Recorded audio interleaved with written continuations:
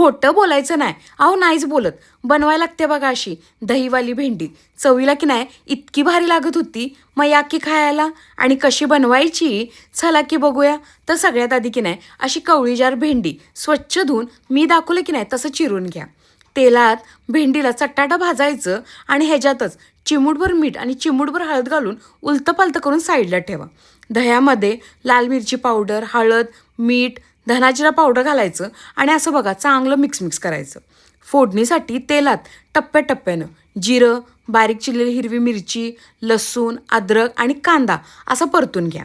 Mix केलेलं दही होतं की नाही ते घालायचं आणि असं बघा तेल सुटेपर्यंत परतून घ्यायचं. लागल तेवढं पाणी घाला. पाण्याला उकळी आल्यानंतर मगाशी जी चटाटा भाजून घेतलेली भेंडी होती की नाही ती घाला. गरम मसाला, शेवटी की नाही असं कोथिंबीरच कटायची. झाली बघा आपली दहीवाली भेंडी तयार. आता ऊन पराठ्याबरोबर द्या दणका आणि लावा हजेरी. लाईक, शेअर, सबस्क्राईब करून.